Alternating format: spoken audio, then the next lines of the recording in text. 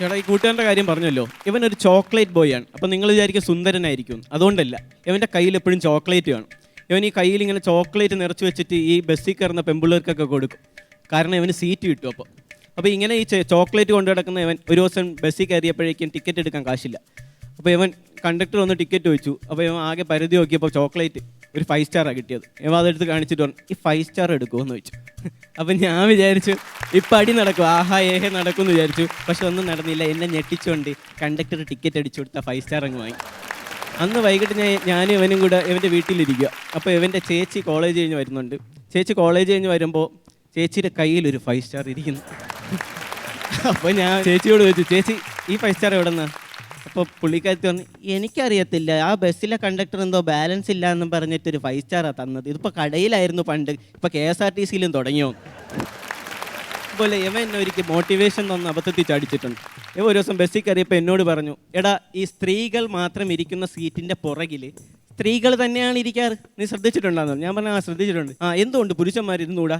ഈ പുരുഷന്മാർക്ക് എന്താ സ്വാതന്ത്ര്യമില്ല? ഇത് ചോദിക്കാനും പറയാനും ആരില്ലേ? ഫെമിനിസം മാത്രം മതിയോ എന്നൊക്കെ ഇവ എന്നോട് ചോദിച്ചു. അപ്പോൾ ഞാനും വിചാരിച്ചു, ശരിയാണ്, പുരുഷന്മാർക്ക് ചോദിക്കാനും പറയാനില്ലേ. ഞാൻ പറഞ്ഞു, ഇന്ന് അവിടെ തന്നെ ഇരിക്കാമെന്ന് പറഞ്ഞ് ഞാൻ അവിടെ പോയി ഇരുന്നു.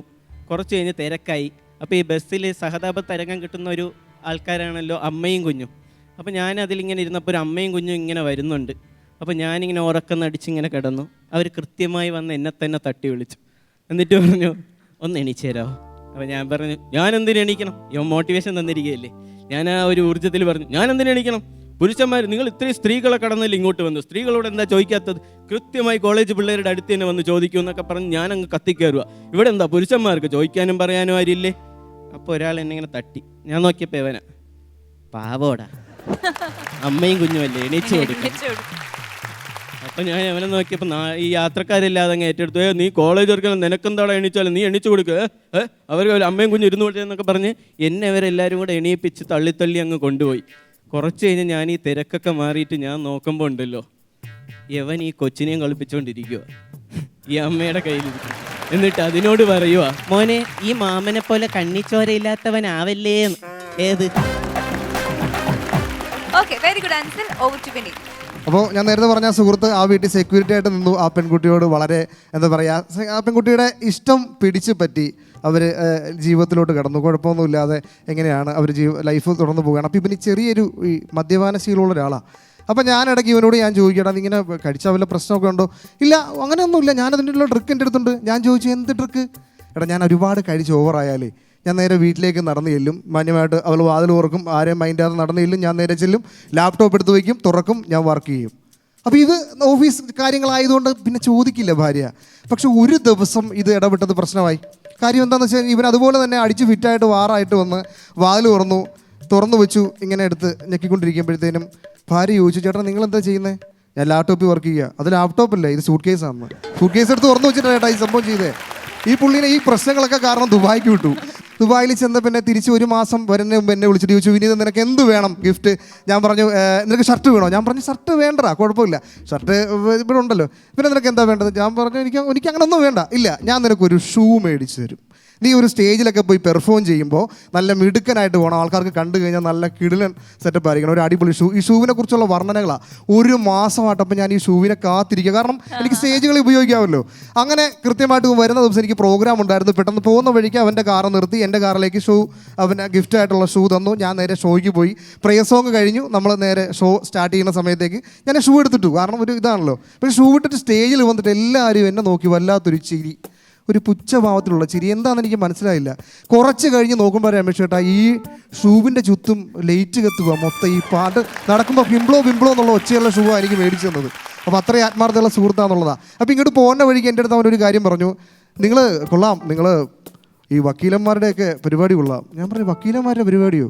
അല്ല, കോട്ടൊക്കെ ഉണ്ടല്ലോ, വക്കീലന്മാരുടെ പരിപാടിയൊക്കെ നല്ലതാണ്, പിന്നെ 2 ദിവസം എന്നൊക്കെ പറയാൻ പറഞ്ഞു.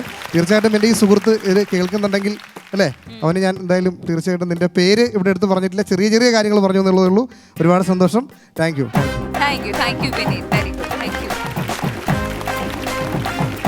നല്ല രസമുള്ള ഒരു ബാക്ക് ടു ബാക്ക് പെർഫോമൻസ് ആയിട്ട് എനിക്ക് തോന്നി. ടൈമൊക്കെ കീപ്പ് അപ്പ് ചെയ്ത് നല്ല രസമായിട്ട് നല്ല എനർജറ്റിക് ആയിട്ട് രണ്ടുപേരും ചെയ്തു. നമുക്കിനി രമേശ് ചേട്ടനും ധർമ്മ ചേട്ടനും എന്താ പറയാനുള്ളതെന്ന് കേൾക്കാം. ഓവർ ടു ദം. ഇപ്പോൾ ബസ്സിൽ യാത്ര ചെയ്ത കാര്യം പറഞ്ഞല്ലോ. ബസ്സിലൊരു ദിവസം ഞാൻ കയറിയപ്പം 2 പേര് തമ്മിൽ ഭയങ്കര തർക്കമാണ്.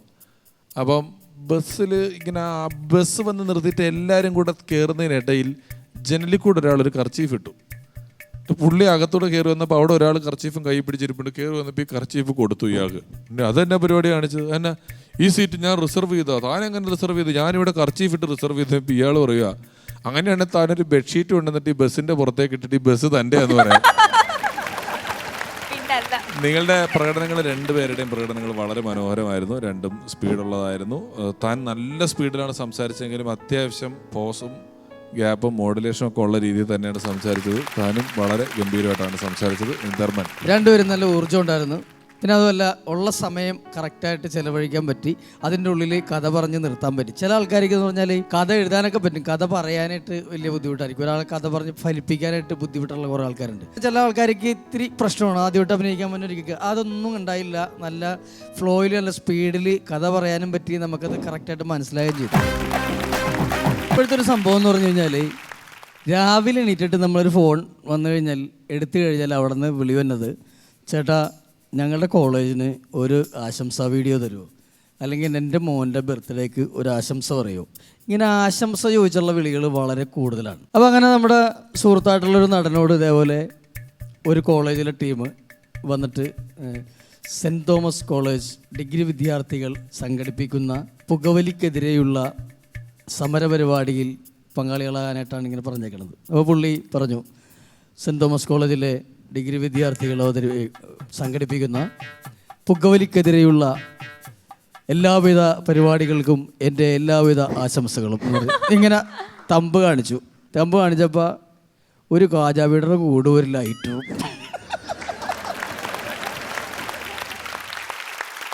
പ്രമോദ് എന്ന് പറഞ്ഞ ഒരു മ്യൂസിക് ആർട്ടിസ്റ്റ് ഉണ്ട്. അപ്പോൾ പ്രമോദിനെ ഒരു ദിവസം പെട്ടെന്ന് കണ്ണൂർ ഭാഗത്ത് നിന്ന് ഒരാൾ വിളിച്ചിട്ട് ചോദിച്ചു നമ്മൾ ഇവിടെ ഒരു പരിപാടിക്ക് വരാൻ പറ്റുമോ. ഉടനെ പ്രമോദ് ചോദിച്ചു എന്ത് തരും. അവർ പറഞ്ഞു പെട്രോൾ അടിക്കാനുള്ള പൈസ തരാം. പ്രമോദ് പറയുക അങ്ങനെയാണെങ്കിൽ ഞാൻ എൻ്റെ വണ്ടി വിടാവുന്നു. അപ്പോൾ രണ്ടുപേർക്കും നല്ല കമന്റ്സ് ആണ് കിട്ടിയിരിക്കുന്നത്. അപ്പോൾ ഇതിൽ ആരൊക്കെയാണ് 1ഉം 2ഉം സ്ഥാനത്ത് വരുന്നതെന്നുള്ളത് നമുക്ക് ചോദിക്കാം. രമേശ് ചേട്ടാ, രണ്ടുപേരുടെയും പ്രകടനം നല്ലതായിരുന്നു. അതുകൊണ്ട് ഇത്തവണ സമ്മാനം ഷെയർ ചെയ്യുകയാണ്. രണ്ടുപേർക്കും തുല്യമായിട്ട് ഷെയർ ചെയ്യാം. Congratulations both of you. Ansel, Vineet. Yeah, very good. അപ്പോൾ ഇവർക്കുള്ള ക്യാഷ് പ്രൈസ് RP എന്റർടൈൻമെന്റ്സ് നൽകുന്ന ക്യാഷ് പ്രൈസ് ഹാൻഡ് ഓവർ ചെയ്യാനായിട്ട് ഞാൻ രമേശ് ചേട്ടനെയും ധർമ്മജൻ ചേട്ടനെയും സ്റ്റേജിലേക്ക് വിളിക്കുകയാണ്. പ്ലീസ്. സോ ഇന്നത്തെ പ്രൈസ് മണി 2 കണ്ടസ്റ്റൻസും ഷെയർ ചെയ്യുവാണ്. സോ ധർമ്മചേട്ടാ രണ്ടുപേർക്കായിട്ട് കൊടുക്കാം. Vineeth, congratulations. Ansal, big congratulations. ഞാൻ ഈ മണി ക്യാൻസർ സെന്ററിന് വേണ്ടിയിട്ട് ഡൊണേറ്റ് ചെയ്യാണ്. മലബാർ ക്യാൻസർ സെന്ററിന് കൊടുക്കുകയാണ്. Okay, very good, very good. Very noble thing. Thank you.